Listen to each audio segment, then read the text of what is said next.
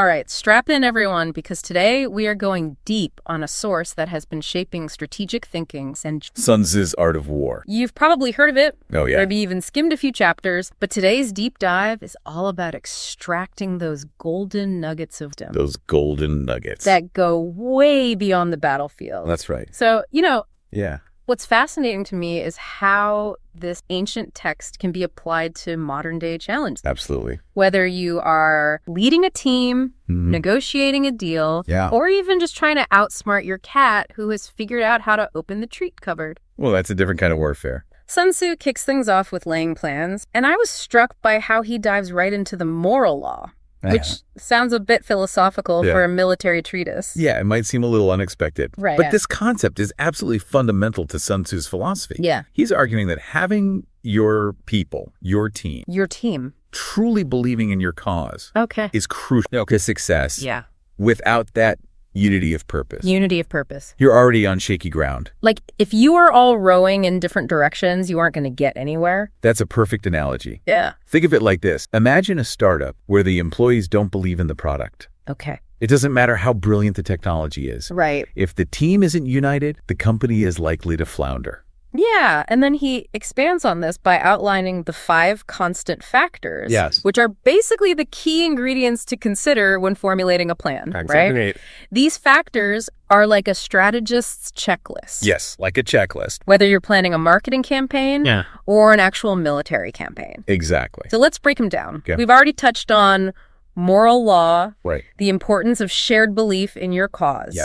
What's next? Well, next is heaven. Heaven. It might sound a bit mystical, A little bit. but it really just refers to factors that are beyond our control. Things we can't control. Like the weather, the time of day, Okay. or even just the general mood of the public. That's a big one. Sun Tzu understood that these external forces can really make or break a plan. That's interesting. So you have to be able to adapt, Yeah. be flexible. Yeah, because you can't control the weather. Exactly. But you have to be prepared for it. Absolutely. Okay. So then there's Earth, which represents the physical terrain. The physical terrain, yes. So this could be an actual battlefield. Right. Or it could be the competitive landscape of a particular industry. Exactly. And in either case, you need to understand the lay of the land. You got it. The potential obstacles, the advantages. To maneuver effectively. To maneuver effectively, yeah. Okay, so far we've got the why, the moral law. The why. We've got the when heaven, and we've got the where earth. Okay. What about the who?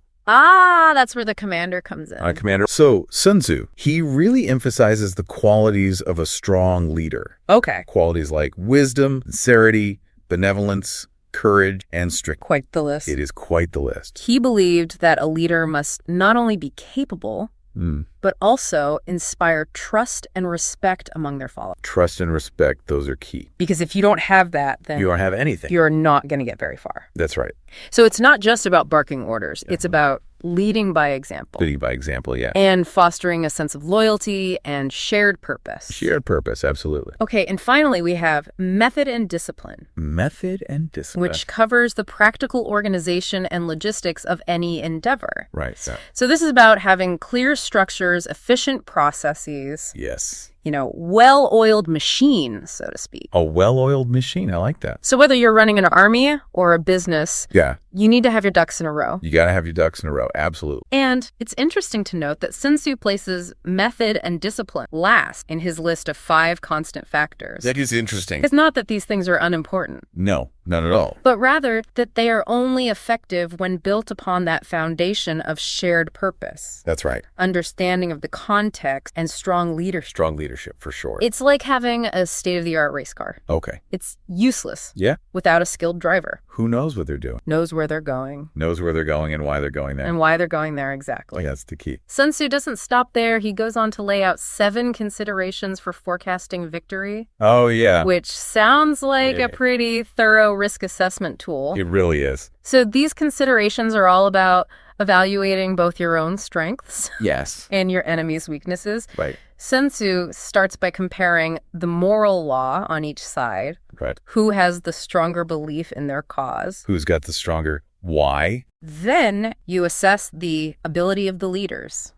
The advantages offered by heaven and earth, those external factors. External factors, right? And the level of discipline training, and overall strength of each side's forces. It's like a full SWOT analysis. Yeah. But from ancient China. Yeah. And finally, he considers the consistency of rewards and punishments, which speaks to the importance of having clear expectations. Absolutely. In consequence. Consequences, yes. Wow, that's a lot to think about even before the first shot is fired or the first product is launched, or you get the idea. It is. It's really laying the groundwork. It really is. For success. So it sounds like Sun Tzu is basically saying that careful planning and analysis are essential for success in any kind of conflict. Exactly. Any kind of conflict. He doesn't want you to rush into anything. We don't rush into anything. And he takes this even further when he discusses waging war. Waging war. Where he offers some pretty sobering warnings about the dangers of prolonged conflict. Like what? Well, he talks about how prolonged warfare drains resources. Drains resources. Weakens morale. Weakens morale. And creates vulnerability. Or creates vulnerabilities. That can be exploited by others. So it's bad. It can be. Yeah. Yeah. It's definitely something to be avoided if at all possible. Okay, so then he emphasizes that speed and decisiveness are crucial. Yes, speed and decisiveness. He even says... He does. And I'm paraphrasing. Go ahead. That stupidity leads to rushing in blindly. Okay. But cleverness has never been associated with long delay. You got it. Essentially, he's advocating for a balance between careful planning... Yes. And swift action. That's right. So it's about being strategic, decisive, but not reckless. Not reckless. Don't just charge in without a plan, but don't get stuck in analysis paralysis either. Don't overthink it. Now, there's one concept in this section that I found particularly intriguing. Okay. Foraging on the enemy. Foraging on the enemy, yeah. Yep. So this is a classic example of Sun Tzu's strategic thinking. Absolutely. So he is essentially advocating for using your opponent's resources against them. Exactly. So imagine a company that launches a marketing campaign that inadvertently benefits its competitor. I see. That competitor could then forage on that campaign. They could. Adapting it to their own advantage. Right.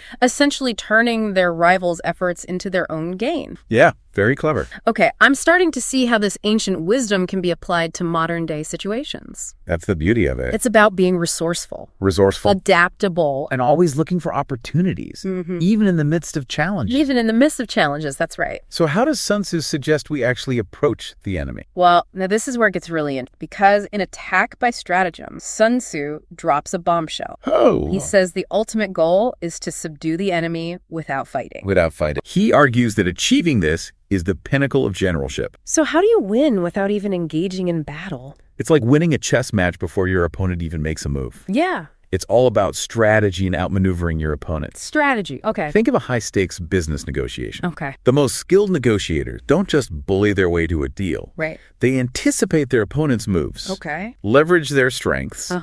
And exploit weaknesses to create a situation where the other party feels they have no choice but to agree to their terms. So they're backed into a corner. Exactly. So it's about creating a win-win situation, right, or one where you ultimately come out on top. Precisely. Okay. And Sun Tzu lays out 5 essentials for achieving this kind of victory. 5 essentials. Okay. First, you have to know when to fight and when not to fight. Okay. Sometimes choosing not to engage is the most strategic move.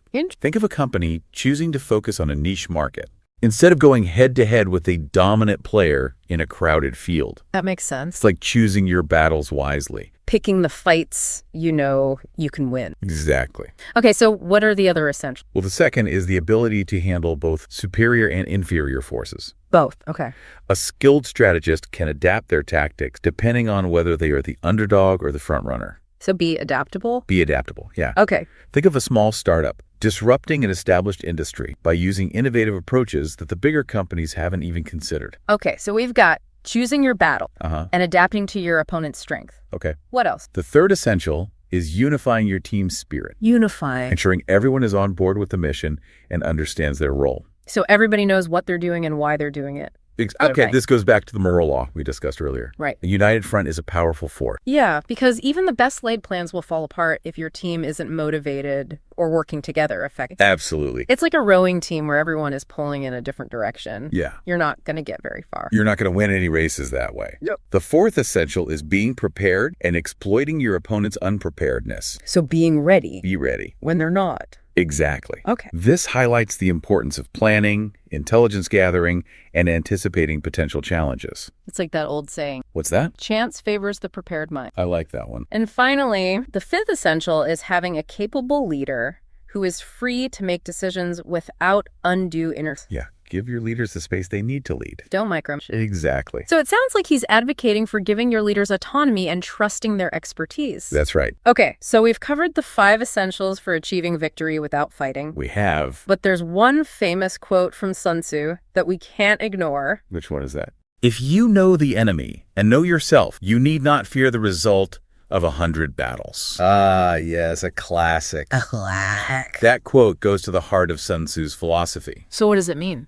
It's about recognizing that self-knowledge is just as important as knowing your opponent. Oh, interesting. You need to understand your own strengths and weaknesses, your biases and blind spots, in order to make sound strategic decisions. Okay. It's like a basketball coach scouting the opposing team. Okay. Sure, they study their plays and their star players. Right. But they also need to understand their own team's capabilities and limitations to craft a winning game plan. So it's not just about knowing what the other side is going to do. Yep. It's about knowing what you are capable of. Exactly. Okay. And this applies not just to battles or business deals, but to any kind of personal challenge. Really? Whether you're trying to break a bad habit, learn a new skill, or navigate a difficult relationship, understanding your own strengths and weaknesses is crucial for success.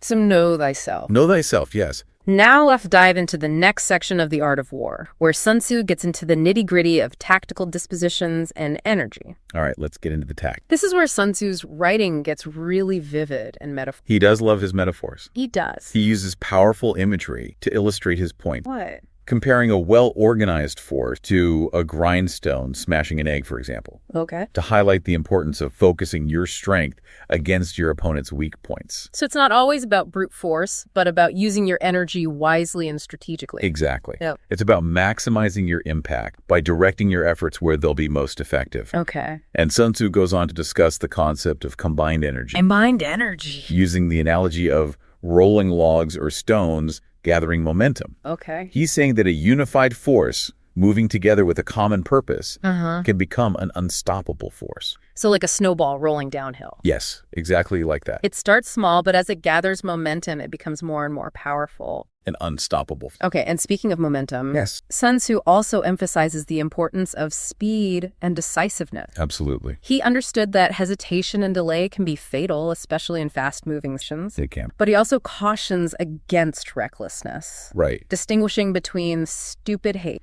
and intelligence. You need to think before you act. But don't think too long. Exactly. Okay, so it's about finding that sweet spot between careful planning and swift action. Precisely. Now, one of the most intriguing aspects of this section is Sun Tzu's discussion of simulated disorder and simulated weakness. Oh, those are interesting concepts. Those sound like some serious mind games. A little bit of psychological warfare. What's the idea behind these tactics? Sun Tzu understood that deception can be a powerful weapon in any kind of conflict. Deception. Okay. By appearing disorganized or weak, you can lull your opponent into a false sense of security. Okay. Creating an opportunity to strike when they least expect it. So it's like the classic Trojan horse strategy. It is, yeah. You make your enemy believe you're retreating when you're actually preparing to launch a surprise attack. Very clever. That's a good one. And this principle applies not just to warfare, but to any kind of competitive situation. Like what? Well, think of a poker player bluffing their opponent. Okay. Or a negotiator pretending to be disinterested in a deal in order to gain leverage. So it's all about psychological warfare. It is. Using misdirection and strategy to gain an advantage. Exactly. This leads us perfectly into the next section of The Art of War. Okay. Where Sun Tzu talks about weak points strong. Weak points and strong. Okay, let's unpack this concept. Right. What's Sun Tzu's take on weak points and strong points? So here, Sun Tzu emphasizes the importance of choosing your battles wisely. Choosing wisely. He advises attacking where the enemy is weak. Okay. And defending where they are strong. That makes sense. It's a simple principle, but it can be incredibly difficult to execute in practice. So why would you waste your energy and resources on a frontal assault against a fortified position when you could just find a weaker point to exploit? You wouldn't. It's not efficient. It's not. It's about being strategic. Okay. And understanding that not every battle needs to be fought head-on. Okay. Sometimes the most effective approach is to find a way around your opponent's defenses. Okay. To outmaneuver them rather than trying to overpower them. It's like a judo master using their opponent's strength against them. Exactly. Redirecting their energy and momentum to gain an advantage. It's a very elegant approach. I like that. It's a good one. And Sun Tzu takes this idea even further, suggesting that you should make your own position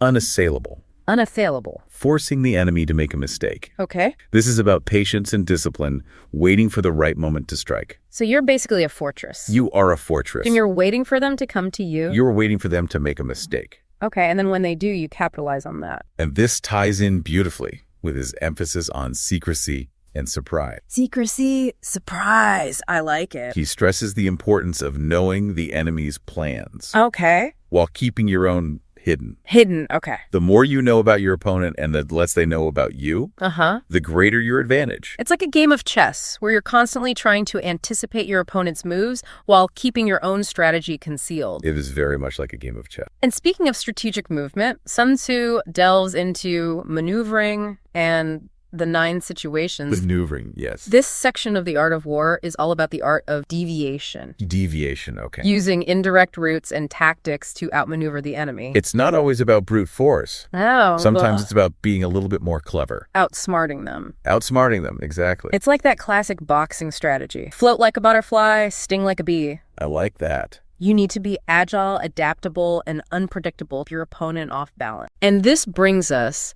to the dangers of leading an undisciplined multitude. Ah, yes, the dangers of a disorganized army. So what does Sun Tzu say about that? He highlights the need for a strong, cohesive unit that moves with speed and purpose. So everybody on the same page? Everybody on the same page, working together. Okay. If your forces are scattered and disorganized, they'll be easy prey for a well-coordinated enemy. It makes sense. You can't expect to win. No. If your team isn't working together effectively. No.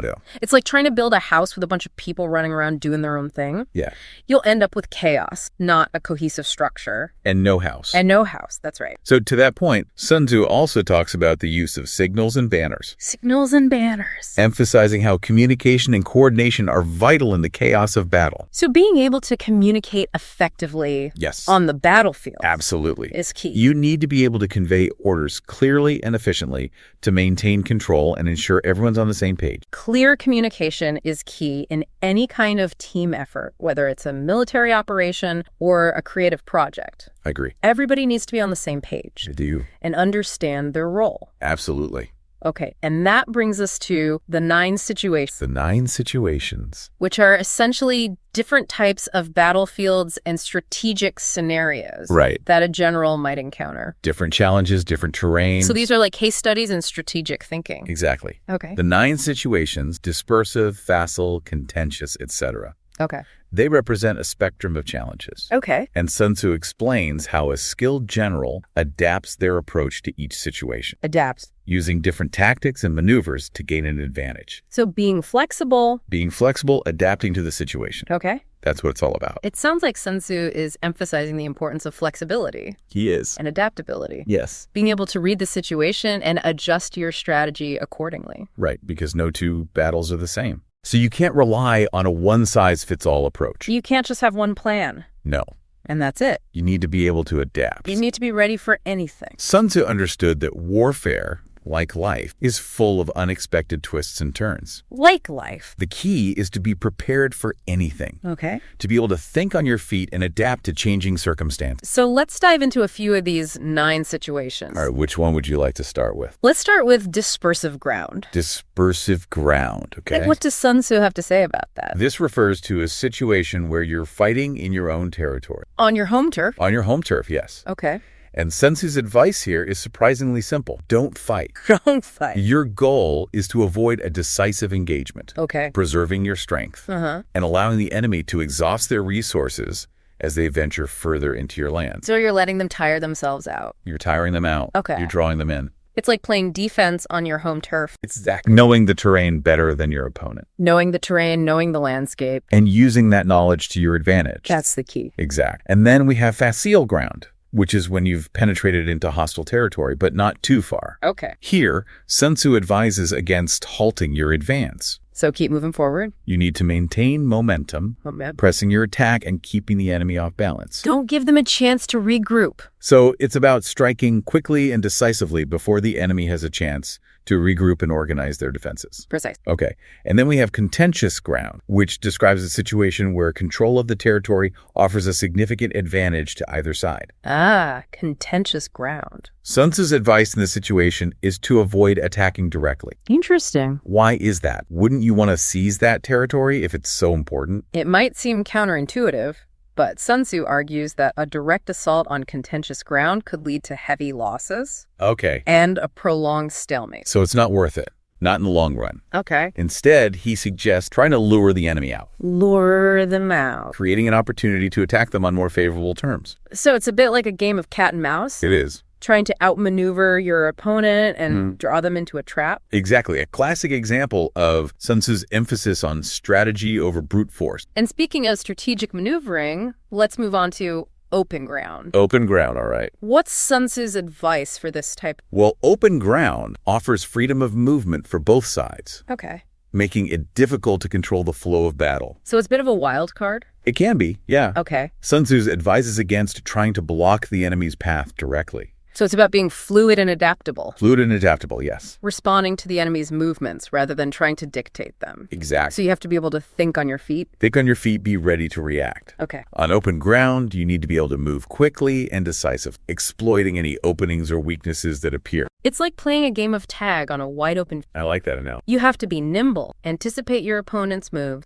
and be ready to change direction at a moment's notice. You got it. And on that note, let's delve into ground of intersecting highways. Ground of intersecting highways. Okay. This sounds intriguing. It is an interesting one. What's so special about this type of terrain? So Sun Tzu describes this as ground that forms the key to 3 contiguous states. Okay. Meaning that whoever controls it has a strategic advantage over a wider area. So it's a very important piece of real estate. It is. It's very strategic. Okay. His advice here is to join hands with your allies. So it's about forming alliances. Forming alliances, building coalitions. And building coalitions to secure control of this crucial territory. That's right. So it's not about going it alone. Not in this situation. You need to have friends. You need to have strong allies. Sun Tzu recognized the power of collaboration. He did. And the importance of leveraging the strength of others to achieve your objectives. Absolutely. And this is a lesson that's just as relevant in the modern world. It is. Where businesses, nations, and even individuals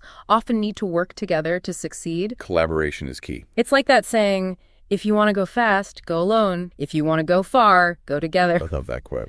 It perfectly captures the spirit of Sun Tzu's advice. It does. Now let's move on to a more challenging situation. Serious ground. Serious ground, okay. What's so serious about this type of terrain?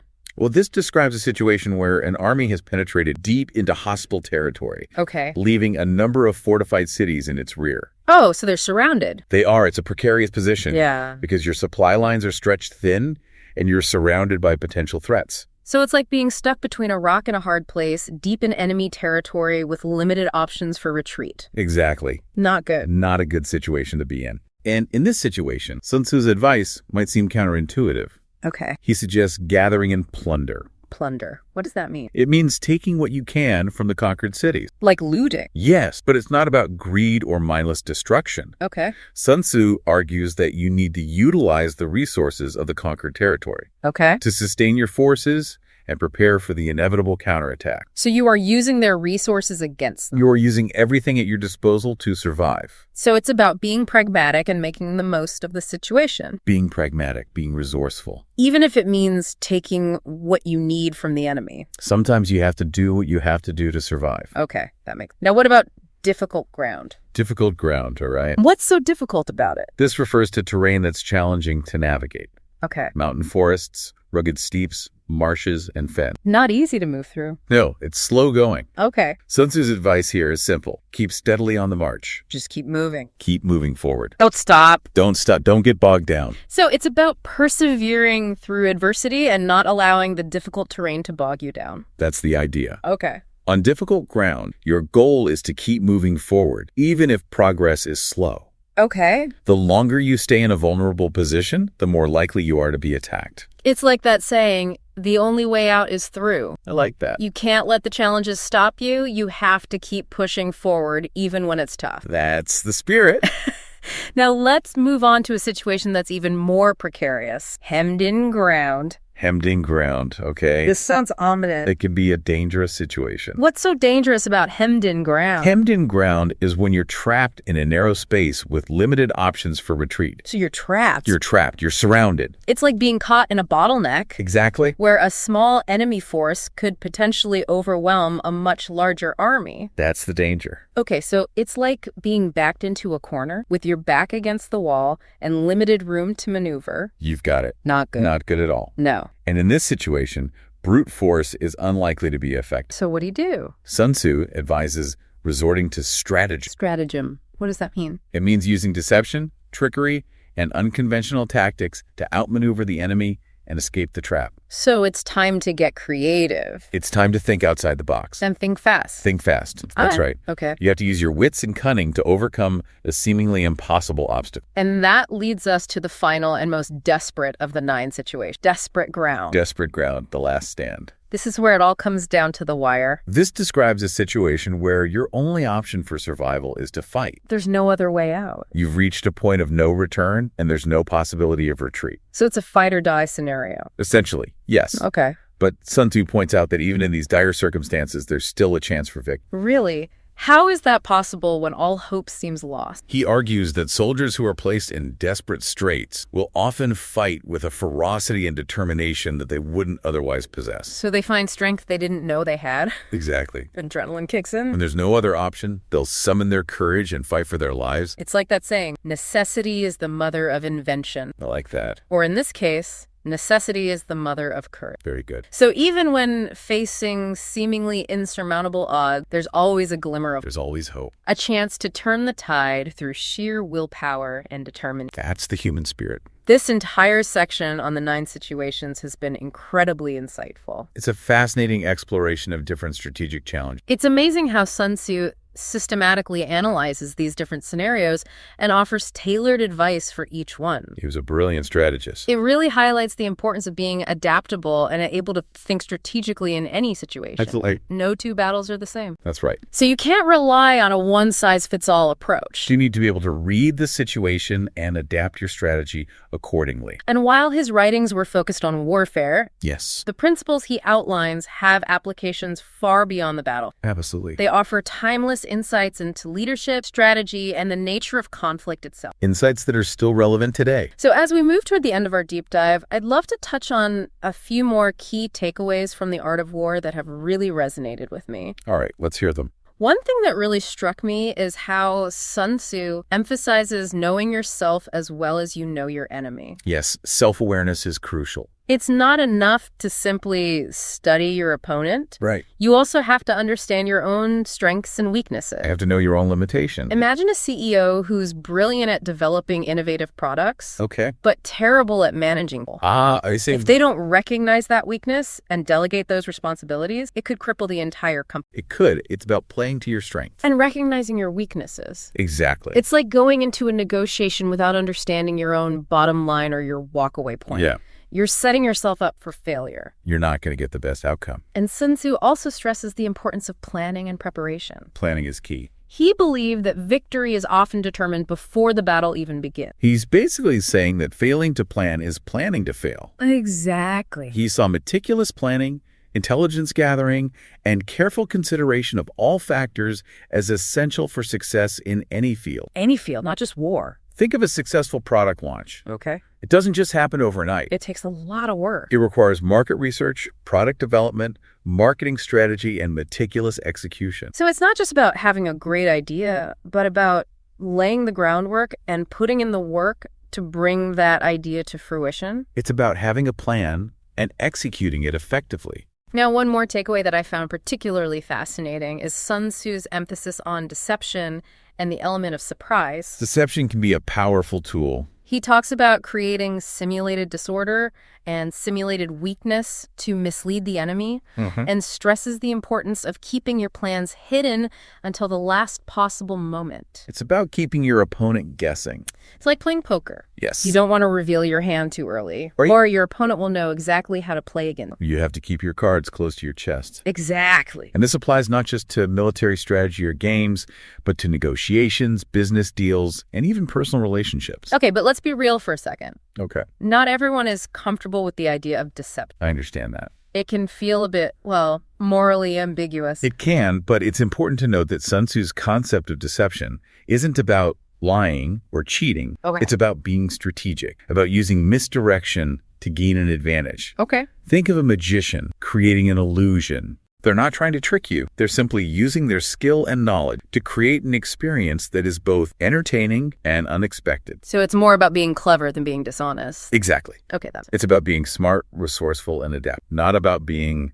malicious or unethical. And this brings us to one of the most intriguing and perhaps underappreciated aspects of Sun Tzu's work, the use of spies. Ah, yes, espionage. The cloak and dagger stuff. Exactly. Now, obviously, most of us aren't going to be deploying spies in our daily lives. Probably not. But Sun Tzu's insights into the importance of information gathering are incredibly relevant in today's world. Information is power. He believed that knowledge is power, and the most valuable knowledge comes from understanding your enemy's intentions, strengths, and weaknesses. So true. And he went so far as to outline 5 different types of spies. 5 types. Local spies, inward spies, converted spies, doomed spies, and surviving spies. Each with their own unique role to play. It's like a whole secret network designed to provide insights from every possible angle. A web of intrigue. And Sun Tzu argued that a wise ruler is willing to invest significant resources in espionage. Because the knowledge gained can be invaluable. He even said that being stingy with the expense of spies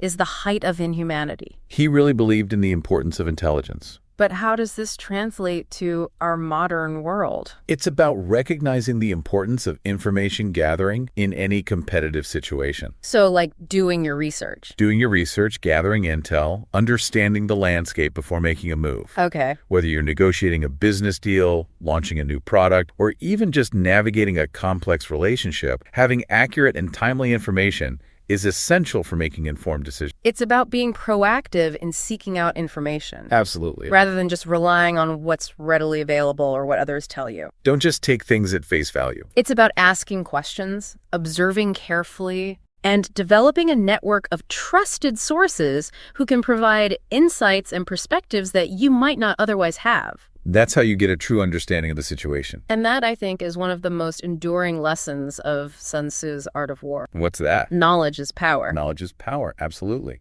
And the more you know, the better equipped you'll be to navigate the challenges and opportunities that life throws. Well said. This deep dive into Sun Tzu's Art of War has been absolutely fascinating. It's been a pleasure exploring this timeless work with you. It's incredible how a text that was written centuries ago can still offer such valuable insights into strategy, leadership, and the human condition. Sun Tzu's wisdom is timeless. And as we wrap up our exploration of this timeless text, I want to leave you with a final thought from Sun Tzu. Okay. The supreme art of war is to subdue the enemy without fighting. It's a powerful statement. It speaks to the idea that the highest form of victory is achieved not through brute force, but through strategy, diplomacy, and a deep understanding of human nature. A goal worth striving for. It's a goal worth striving for in all aspects of our lives. Absolutely. To find ways to resolve conflicts peacefully through understanding, empathy, and strategic thinking. Well said. Thank you for joining us on this deep dive into the art of war. It's been a pleasure. We hope you've gained valuable insights that you can apply to your own life, whether you're facing a literal battle or simply navigating the complexities of the modern world.